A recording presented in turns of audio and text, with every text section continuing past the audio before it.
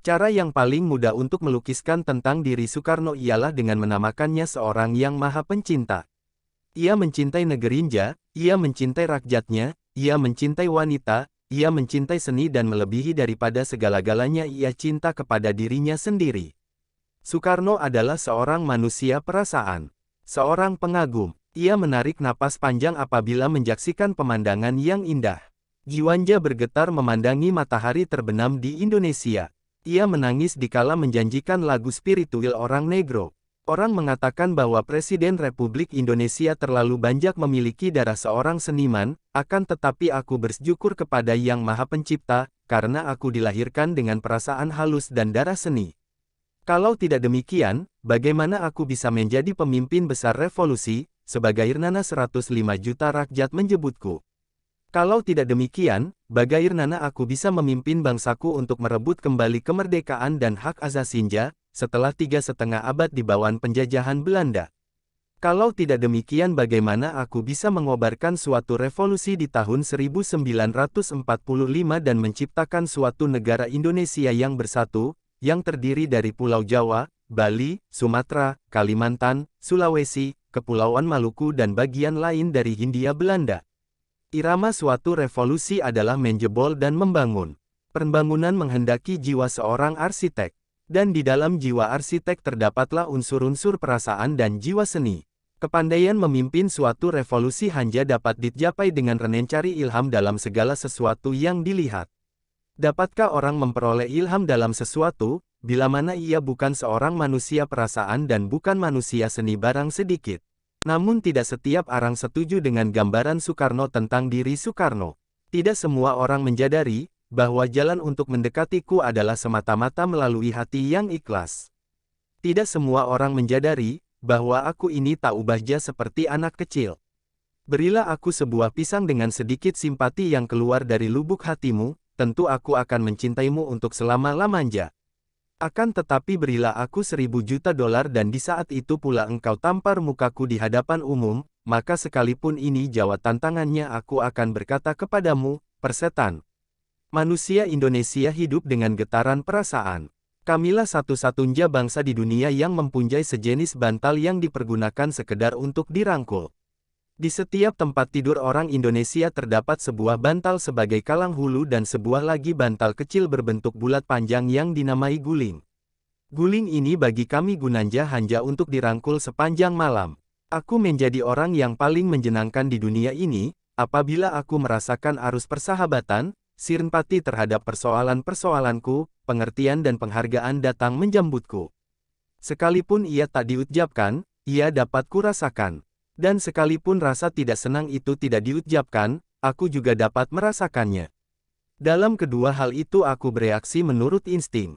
Dengan satu perkataan yang lembut, aku akan melebur. Aku bisa keras seperti baja, tapi aku pun bisa sangat lunak. Seorang diplomat tinggi Inggris masih belum menyadari bahwa kunci menuju Soekarno akan berputar dengan mudah kalau ia diminjaki dengan perasaan kasih sayang. Dalam sebuah suratnya belum lama berselang yang ditujukan ke Downing Street 10 ia menulis, Presiden Soekarno tidak dapat dikendalikan, tidak dapat diramalkan dan tidak dapat dikuasai.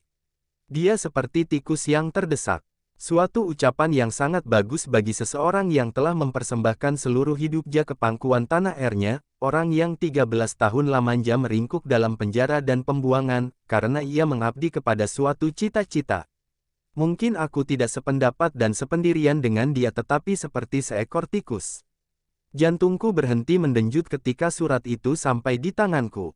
Ia mengakhiri suratnya dengan mengatakan, bahwa ia telah mengusahakan agar Soekarno mendapat perlakuan yang paling buruk dalam surat-surat kabar. Aku tidak tidur selama 6 tahun. Aku tak dapat lagi tidur barang sekejap.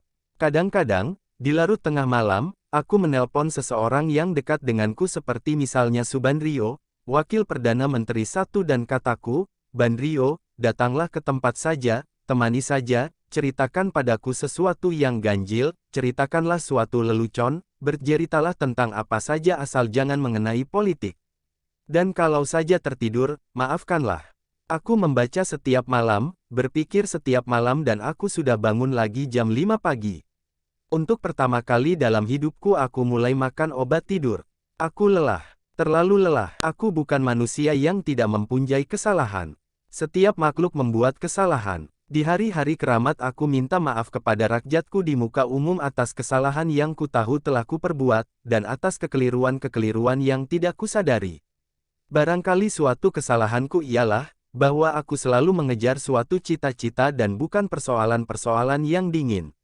Aku tetap mencoba untuk menundukkan keadaan atau menciptakan lagi keadaan-keadaan, sehingga ia dapat dipakai sebagai jalan untuk mencapai apa yang sedang dikejar. Hasilnya, sekalipun aku berusaha begitu keras bagi rakyatku, aku menjadi korban dari serangan-serangan yang jahat.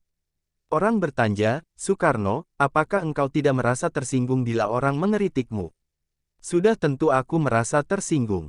Aku benci dimaki orang. Bukankah aku bersifat manusia seperti juga setiap manusia lainnya? Bahkan kalau engkau melukai seorang kepala negara, ia akan lemah. Tentu aku ingin disenangi orang. Aku mempunyai ego, itu kuakui. Tapi tak seorang pun tanpa ego dapat menjatuhkan 10.000 pulau-pulau menjadi satu kebangsaan. Dan aku angkuh. Siapa pula yang tidak angkuh? Bukankah setiap orang yang membaca buku ini ingin mendapat pujian?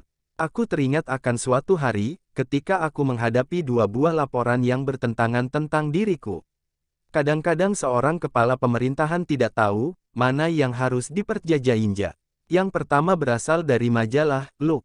Look, menyatakan, bahwa rakyat Indonesia semua menentangku. Majalah ini memuat sebuah tulisan mengenai seorang tukang beca yang mengatakan seakan-akan segala sesuatu di Indonesia sangat menjadikan keadaannya dan orang-orang kampung pun sekarang sudah muak terhadap Soekarno. Kusudahi membaca artikel itu pada jam 5 sore dan tepat pada waktu aku telah siap hendak berjalan-jalan selama setengah jam, seperti biasanya kulakukan dalam lingkungan istana inilah satu-satunya jam gerak badan bagiku seorang pejabat polisi yang sangat gugup dibawa masuk.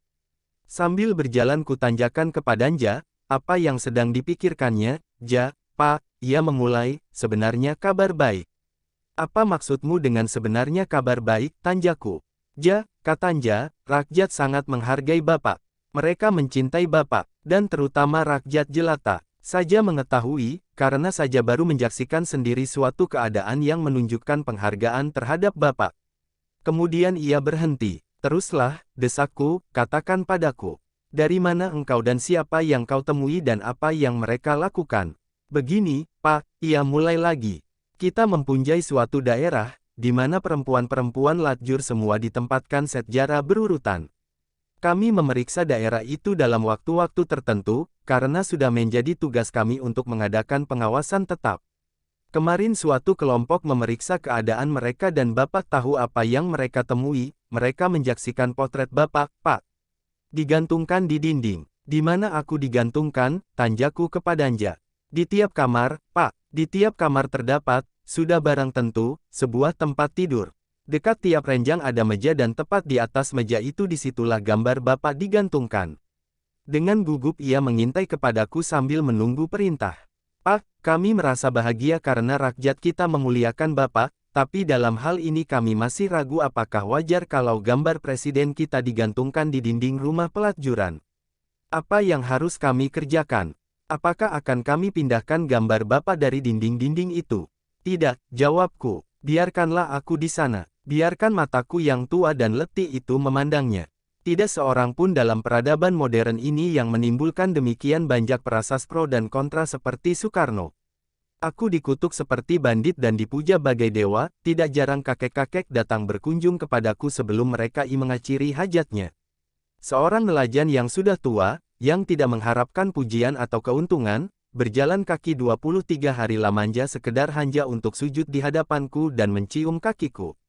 Ia menyatakan, bahwa ia telah berjanji pada dirinya sendiri, sebelum mati ia akan melihat wajah presidennya dan menunjukkan kecintaan serta kesetiaan kepadanya.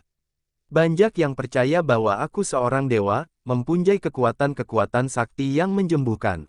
Seorang petani kelapa yang anaknya sakit keras bermimpi, bahwa ia harus pergi kepada bapak dan minta air untuk anaknya. Hanya air leding biasa dan yang diambil dari dapur.